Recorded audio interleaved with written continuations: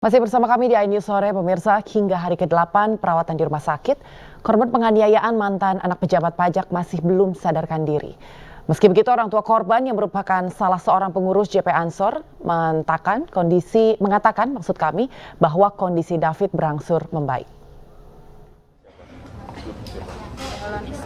Disampaikan Rustam Hatala yang merupakan paman korban saat menjenguk keponakannya di Rumah Sakit Mayapada, Jakarta. Menurutnya David sudah bisa membuka matanya meskipun hanya sedikit, serta alat-alat bantu medis sudah ada yang dilepas termasuk penggunaan ventilator. Meski begitu, dokter memprediksi proses pemulihan David akan membutuhkan waktu hingga kondisinya benar-benar pulih.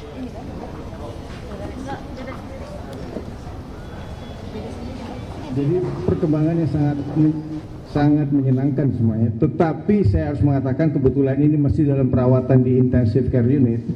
Kemungkinan itu masih bisa terjadi juga. Jadi kita masih perlu observasi yang sangat ketat, ya, observasi yang sangat ketat. Tapi sekali lagi dibandingkan 4 sampai 45 hari yang lalu, kesadaran sudah lebih baik, ya, dan bisa, ya, kontak memang belum ada kuat, ya, tapi at least vital sign menjadi lebih baik lagi, ya. Terus kita masih memerlukan satu optimalisasi dan mungkin perlu beberapa, ya, kita lihatlah, nanti kita perlu observasi tergantung daripada respons dari tubuhnya juga itu. Dan ini sangat menyenangkan untuk kita. Itu kira-kira yang bisa saya sampaikan untuk sementara ini. Iya, memang kesadarannya itu ada perbaikan. Saya mengatakan, saya sebut aja ini sesuatu yang sangat umum. Ya, pada saat dia masuk itu GCS-nya Glasgow Coma Scale itu sekitar 4. Orang seperti kayak kita itu kan nilainya 15. Dan sekarang ini sudah mencapai 8 sampai 9.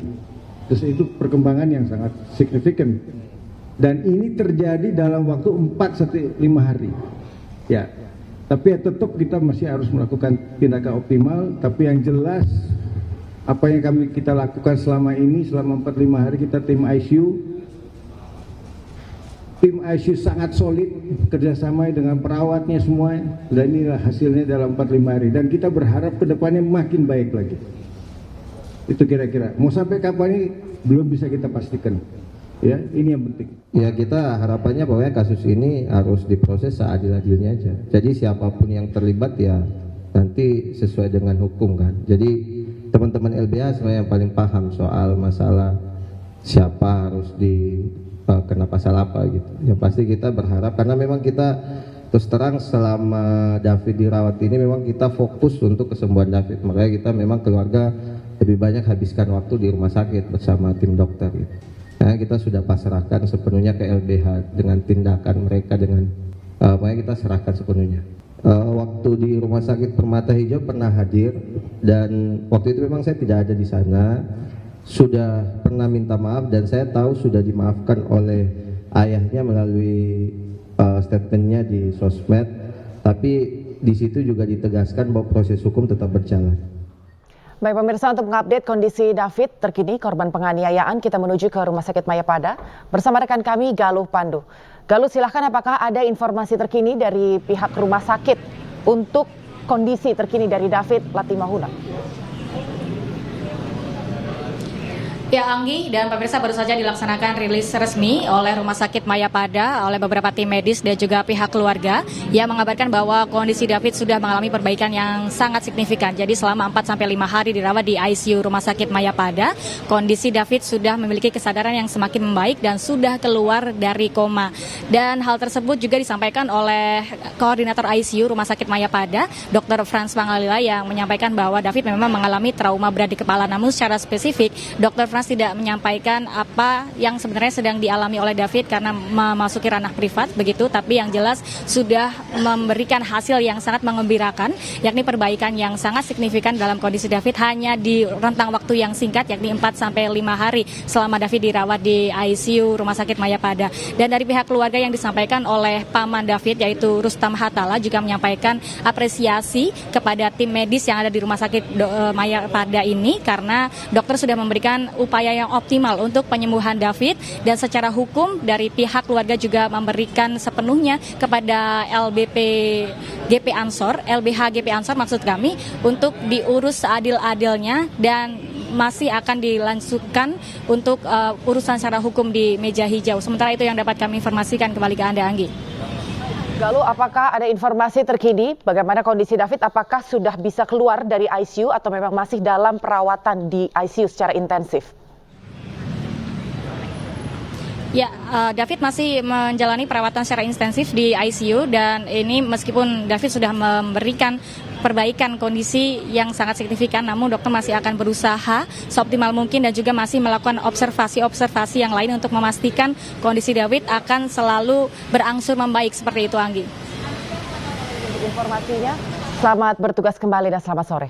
Pemirsa, kasus penganiayaan antara mantan pejabat kantor pajak Jakarta Selatan yang tengah menyita perhatian publik, menurut ahli bisa dikategorikan sebagai spektator efek. Dan berikut petikan dialog kami dengan Irma Gustiana, psikolog keluarga. Saya melihat ada ciri di mana ciri kepribadiannya itu termasuk sadis ya Mbak April. Karena memang kalau kita lihat setelah dilakukannya penganiayaan, pelaku kelihatannya memiliki kepuasan, kegembiraan, euforia gitu. Sehingga ini perlu untuk dilakukan pemeriksaan secara psikologis lebih lanjut, Mbak. Karena pada beberapa orang yang memiliki ciri kepribadian ini itu memiliki gangguan-gangguan mental. Salah satunya adalah antisosial. Nah, tapi kita serahkan kembali kepada pihak pemeriksa untuk melakukan pemeriksaan secara psikologis seperti apa sebetulnya kondisi psikologis dari si pelaku ini. Begitu, Mbak April. Baik, Mbak Irma, ini sedang ramai tentang spektator efek. Apakah bisa dikategorikan Mario ini memiliki kepribadian spektator efek? Ya, jadi kalau kita mengacu pada spektator efek, ini sebetulnya adalah fenomena ya Mbak. Jadi fenomena di mana seseorang itu bisa bertingkah laku berbeda ketika ada penonton. Nah, pada pelaku-pelaku agresivitas, mereka biasanya memiliki dorongan itu semakin brutal dan sadis ketika ada orang-orang yang menyaksikan perilakunya, Mbak. Gitu. Dia bisa saja meminta orang lain untuk mendokumentasikan apa yang dia lakukan karena di situ ada sensasi kepuasannya, Mbak.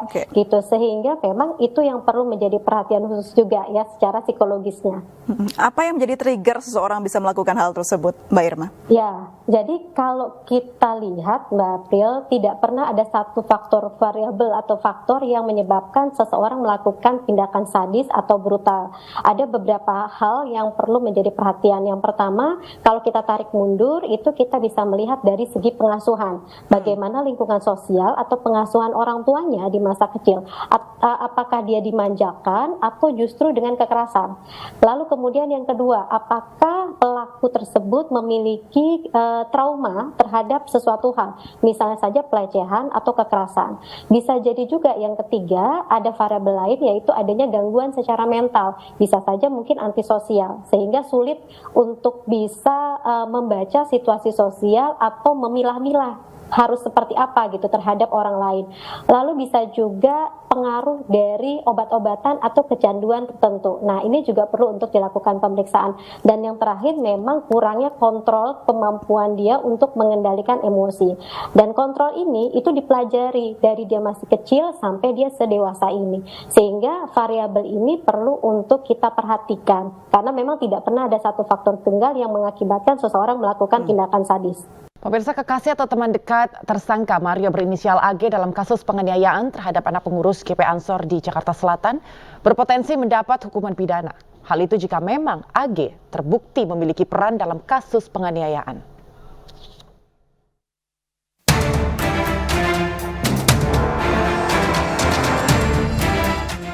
Setelah Polres Metro Jakarta Selatan menetapkan tersangka baru berinisial S yang merupakan teman Mario Dandi Satrio dalam kasus penganiayaan terhadap anak pengurus GP Ansor di Jakarta Selatan, kekasih atau teman dekat tersangka Mario berinisial AG justru membantah ikut merencanakan penganiayaan.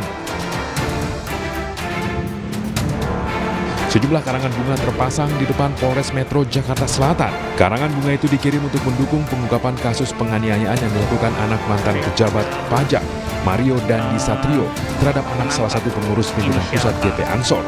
Dari belasan karangan bunga yang terpasang, sebagian besar meminta polisi untuk menangkap teman wanita Mario berinisial AG. Hingga kini pihak penyidik terus mendalami motif dari kasus penganiayaan yang dilakukan Mario Dandi terhadap korban David. Tapi sekarang kita bayangkan, kalaulah si tersangka ini menjadikan tubuh korban itu sebagai tanda petik trofi, agar diakui kejantanannya, agar diakui kehebatannya, agar dipuji-puji kedahsyatan atau keperkasaannya, maka justru alih-alih motif emosional, boleh jadi tersangka bergerak melakukan penganiayaan itu dilatar belakangi oleh motif instrumental.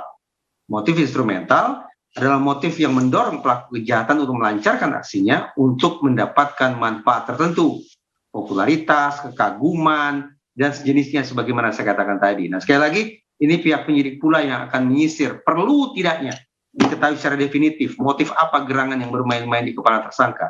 Motif emosionalkah, motif instrumentalkah, atau perpaduan dari keduanya. Yang jelas, terungkap ataupun tidak terungkap motif itu bukan merupakan penentu berlanjut atau berhentinya proses hukum. Sementara melalui kuasa hukumnya, kekasih atau teman dekat tersangka Mario berinisial AG membantah ikut merencanakan penganiayaan. Bahkan AG mengaku sempat mengingatkan tersangka agar tidak melakukan penganiayaan sebanyak 3 kali. Sebelumnya, kekasih atau teman dekat tersangka Mario berinisial AG dituding menjadi pemicu penganiayaan yang dilakukan Mario Dandi terhadap korban David. AG disebut mengaku mendapat perlakuan tak baik dari David yang merupakan mantan AG, hingga memicu emosi tersangka Mario. Terkait proses penanganan hukum kasus yang menimpa David, pihak keluarga menyerahkan sepenuhnya kepada pihak kuasa hukum dari LBH GP Ansor.